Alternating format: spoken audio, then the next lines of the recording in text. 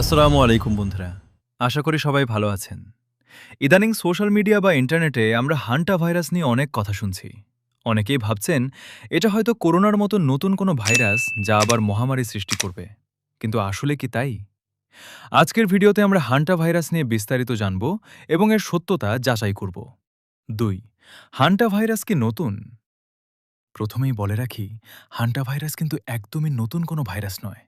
এটি প্রায় ৭০ বছর আগে ১৯৫০-এর দশকে প্রথম শনাক্ত হয়েছিল। তাই এটি নতুন করে তৈরি হয়েছে এমনটা ভেবে আতঙ্কিত হওয়ার কিছু নেই। এটি একটি নির্দিষ্ট সময় পর পর বিভিন্ন দেশে দেখা দেয়, যা মূলত ইঁদুরের মাধ্যমে ছড়ায়। ৩. এটি কিভাবে ছড়ায়? সবচেয়ে গুরুত্বপূর্ণ প্রশ্ন হল, এটি কি করোনার মতো ছোঁয়াচে? উত্তর হচ্ছে না।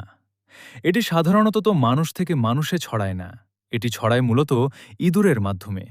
যদি কোনো আক্রান্ত ইঁদুরের লালা, মল বা প্রস্রাব মানুষের সংস্পর্শে আসে, অথবা ইঁদুরের মলমূত্র শুকিয়ে ধুলোর সাথে মিশে বাতাসে ওড়ে এবং সেই বাতাস নিঃশ্বাসের সাথে শরীরে ঢোকে, তবেই কেউ আক্রান্ত হতে পারে। ৪. লক্ষণগুলো কি কি? কেউ যদি এই ভাইরাসে আক্রান্ত হয়, তবে তার শরীরে কিছু লক্ষণ দেখা দেয়। যেমন, শুরুতে তীব্র জ্বর এবং শরীরে বা পেশিতে অনেক ব্যথা হবে। মাথা ব্যথা, বমিভাব বা পেটে ব্যথা হতে পারে। রোগের মাত্রা বাড়লে ফুসফুসে পানি জমে শ্বাসকষ্ট শুরু হয়। ৫. বাঁচার উপায় বা সতর্কতা। যেহেতু এটি ইঁদুরের মাধ্যমে ছড়ায়, তাই বাঁচার উপায় খুব সহজ। ১. ঘরবাড়ি এবং চারপাশ পরিষ্কার পরিচ্ছন্ন রাখুন, যাতে ইঁদুর বাসা বাঁধতে না পারে। ২. রান্নাঘরে খাবার সবসময় ঢেকে রাখুন। ৩. পুরনো ঘর বা স্টোর রুম পরিষ্কার করার সময় মাস্ক ব্যবহার করুন, যেন ধুলোবালি নিঃশ্বাসে না যায়। ৬.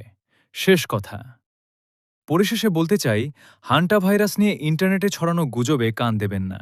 এটি ভয়ঙ্কর হতে পারে, কিন্তু এ কোনো মহামারী নয়। সচেতন থাকলেই এই ভাইরাস থেকে দূরে থাকা সম্ভব। ভিডিওটি ভালো লাগলে শেয়ার করুন, যাতে আপনার পরিচিতরাও সঠিক তথ্য জানতে পারে। ধন্যবাদ। ৭০ বছর আগের ইঁদুরের কাহিনীটা যদি জানতে চান, কি ঘটেছে সেই দিন, তাহলে কমেন্ট করতে ভুলবেন না। আল্লাহ হাফেজ।